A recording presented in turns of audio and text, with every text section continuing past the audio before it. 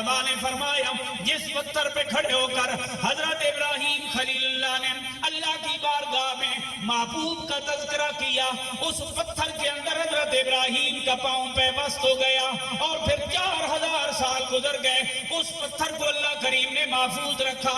آخری امت کے اندر اس پتھر کو نشانی کے طور پہ لگا دیا گیا تاکہ قیامت تک یہ بات نقص کر دی جائے، محبوب کا ذکر کرنے والے پتھر نہیں مٹا کرتے، انسان تو اعلی مخلوق ہے۔ اس پتھر پہ نشانی بن گئی اور وہ پتھر محفوظ کر دیا گیا۔ اب کوئی حاجی، کوئی عمرہ کرنے والا جب تک وہاں جا کے 2 نفل نہیں پڑے گا تب تک واپسی نہیں ہے۔ یہ نشانی اس لیے رکھی گئی، طواف کرنے والوں دیکھو تو صحیح نہ نسبت مصطفیٰ کا کہاں کہاں پاس کیا جا رہا ہے، کتنی وہاں پہ ویلیو دی جا رہی ہے۔ اس پتھر کو محفوظ رکھا گیا۔ حضرت ابراہیم نے دعا مانگی، ربنا، اے ہمارے رب، وابعث فیہم رسولا منہم، اے ہمارے رب ان میں عظمت والا رسول۔ ایک معنی علماء نے یہ کیا التنبین للتعظیم، عظمت والا رسول بھیج۔ دوسرا معنی علماء نے یہ کیا التنبین للتنقیر، کہ نکرہ کا فائدہ دیتے ہوئے معنی یہ ہوگا اکیلا رسول ہو، انوکھا رسول ہو، نویکلا رسول ہو، شان والا رسول ہو۔ علماء نے فرمایا آقا کریم صلی اللہ علیہ وآلہ وسلم حضرت ابراہیم کے بعد مکے میں اکیلے نبی آئے ہیں۔ حضرت ابراہیم و حضرت اسماعیل کی اولاد میں بھی حضور اکیلے نبی آئے ہیں۔ حضرت ابراہیم جد الانبیاء تو ہے، لیکن آپ کے باقی اولاد حضرت اسحاق سے آئی ہے۔ آقا کریم صلی اللہ علیہ وآلہ وسلم حضرت اسماعیل کی اولاد سے آئے ہیں، لہٰذا یہ جو اکیلا مانگا گیا وہ بھی حضور کی ذات، شان والا مانگا گیا وہ بھی حضور کی ذات۔ دونوں پیغمبروں نے جو دعا مانگی ان دونوں کی نسل سے، ان دونوں کی اولاد سے میرے آقا کریم صلی اللہ علیہ وآلہ وسلم تشریف لائے۔ 4 چیزیں مانگی گئی۔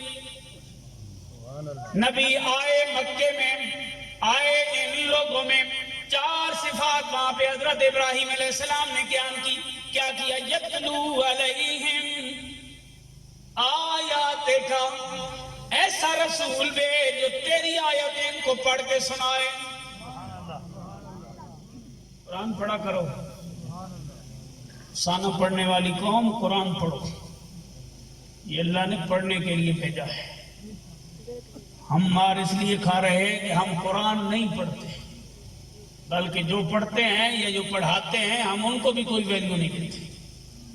جن کی زندگیاں قرآن پڑھنے پڑھانے میں گزر گئی نا، ہم ان کو بھی حقیر سمجھتے ہیں، اس لیے مار کھا رہے ہیں۔ بڑے بڑے ڈاکٹر کے پاس چلے جائیں کوئی پتہ نہیں چلتا کون سی بیماری لگ گئی۔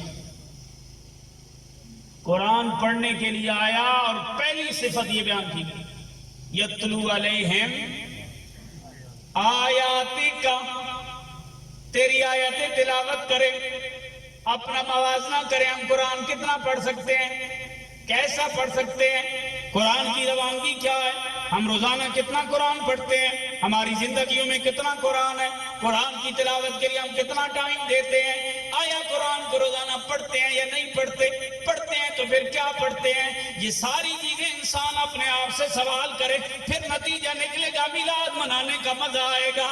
واقعی حضور قرآن سنانے کے لیے آئے اور ہم قرآن پڑھ کے حضور کی صفت کے اوپر عمل کر رہے ہیں، پھر میلاد منانے کا لطف آئے گا، پھر یہ سارے کام کرنے کی چس آئے گی۔ آقا کریم صلی اللہ علیہ وآلہ وسلم کی پہلی صفت یہ بیان ہوتی ہے، یتلو علیہم، قرآن پڑھے، یتلو علیہم، تیری آیات کی تلاوت کرے، وَيُعَلِّمُهُمُ الْكِتَابَ، صرف خود پڑھنا نہ جانتا ہو، آگے پڑھائے بھی صحیح، سکھائے بھی صحیح، لوگوں کو قرآن سکھائے، قرآن پڑھنا بھی سکھائے۔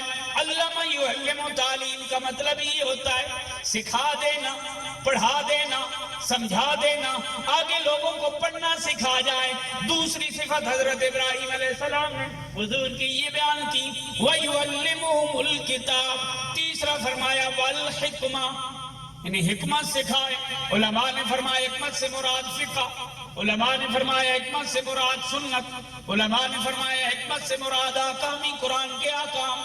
حکمت سے کئی معنی ہیں، لیکن فرمایا حکمت سکھائے قرآن کے اسرار اور رموز سکھائے۔ چوتھی بات بیان کی وَيُزَكِّيهِمْ، انہیں پاک کرے، یہ دل کی پاکیزگی، بغض نہ رہے، کینہ نہ رہے، کھوٹ۔ ہمارے سارے جھگڑے بھائیوں سے، سارے جھگڑے رشتہ داروں سے، سارے جھگڑے پڑوسیوں سے، ساری ڈسٹربنس ہماری قریبیوں کے ساتھ، جبکہ میلاد منانے والوں وَيُزَكِّيهِمْ، دل پاک ہو۔ میلاد کا فائدہ تو تب ہے نا میلاد منانے کے بعد دل پاک ہو، دلوں سے کدورت نکلے، دوریاں ختم ہو، رشتہ داروں کے ساتھ پیار بڑھے۔